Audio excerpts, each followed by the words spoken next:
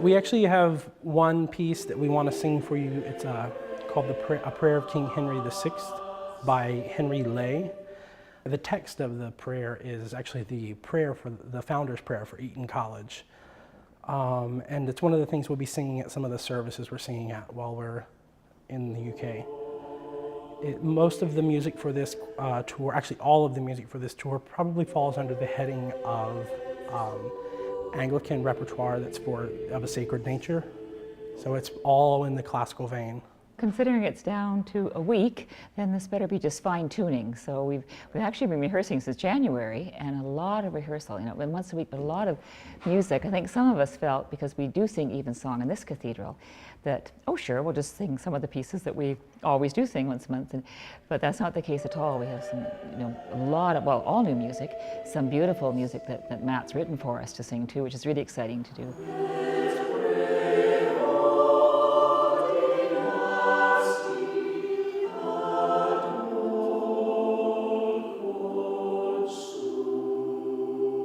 It's really been great because it's been a stretch for our choir to do something new like this, to do something different, and to sort of establish a second choir and move beyond our comfort zone.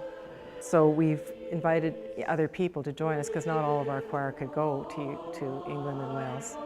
Practicing for this special sort of sacred music is the kind of music we would sing in church, but it's a different group, it's new people. At first I was just a little bit nervous about singing in front of new people. Now I'm really glad that it's worked out so well. So it's been good for us.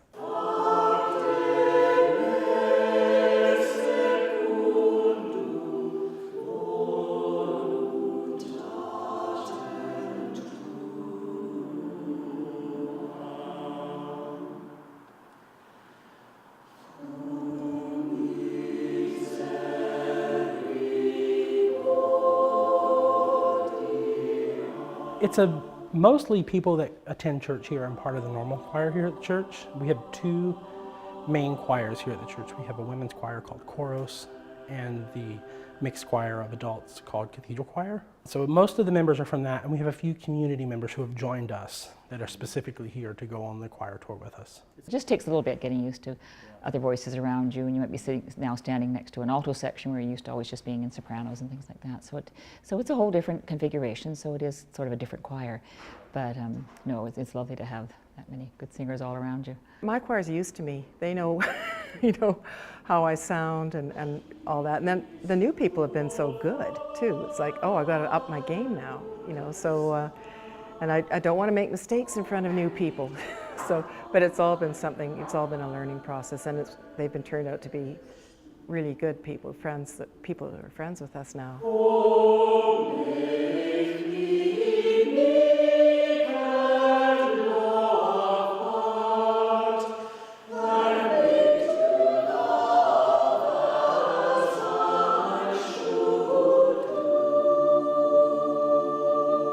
I've been working in churches now for 14 years.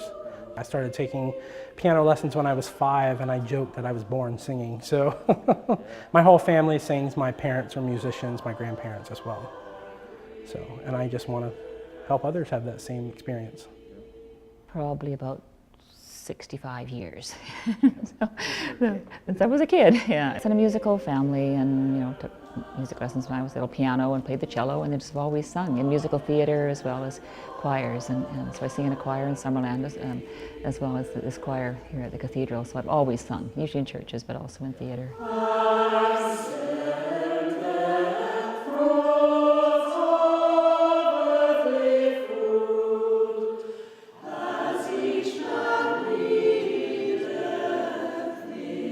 This will be my 4th tour like this. It's a somewhat standard thing for North American choirs of not just Anglican churches, but also other denominations as well, to travel to the UK, sometimes to France, or other places and sing in churches during the summer.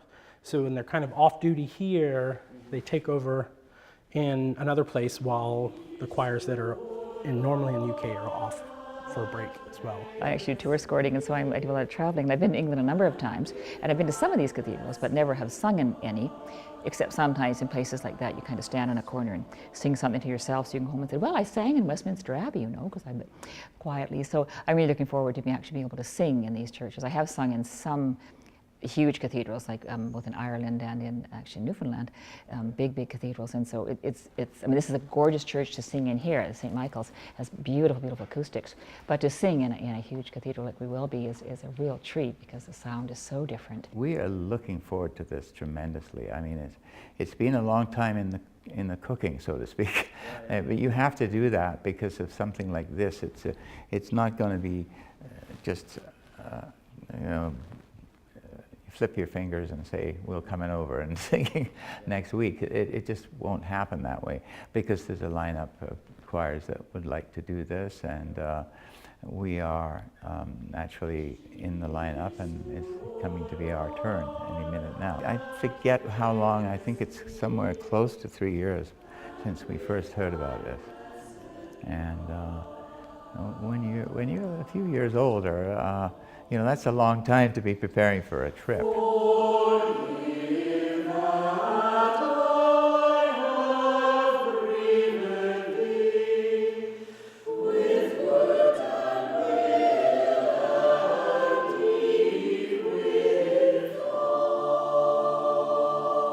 We're going to Salisbury Cathedral.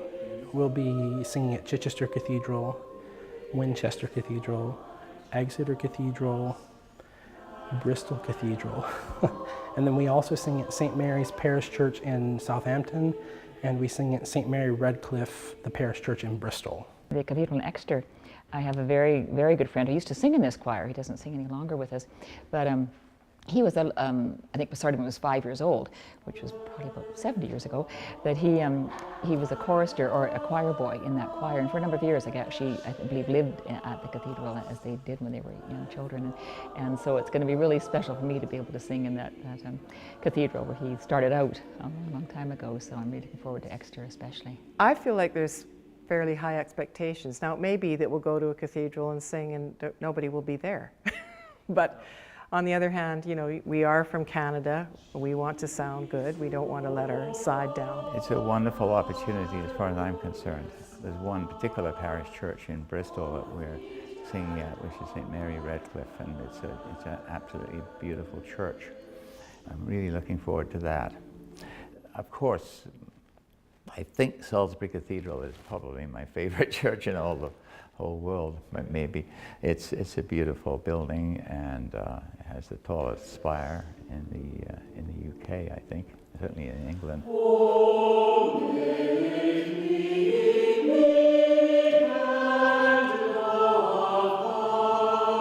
They have come a very long way. They are sounding fantastic. I'm really pleased with their progress. Well, because it was such new music, because it's a lot of a cappella, so we're learning a lot without accompaniment, and that's challenging too. That's a lot of listening to people around you. We're often in the church choir, at least in our cathedral, that we're often accompanied. So you can, sopranos especially, as I am, you can be a little lazy because you get to you should just sing the tune. So this has been it's been a real growth for the choir, and it's really a lovely sound that we're creating. Well, we're always striving towards excellence. So continually working towards good vocal technique, a sense of communal musicality so that we're working together as an ensemble, as one instrument. I think we're very prepared, actually. Matt has done a great job of preparing us. A lot of the impetus for taking our choir out of the church, out of the country, bringing new people, a lot of it is from our choir director, who's pretty much a go-getter. Yeah, he's a great guy. Oh, you always have to do some more work until you can't do any more. And he's been putting us through the ropes, and we are, I think we're ready, yeah. I mean, there's pieces of music that I personally find a little bit challenging at this point, but if you didn't find it challenging, there wouldn't be any point in it. So you have to be challenged. Well, we're singing almost every second night in a cathedral or a church, and we're expected to sound good.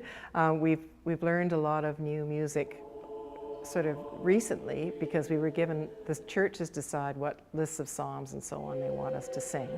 and then what kinds of chants. And so we had to suddenly do that. So it's great because it keeps you on your toes.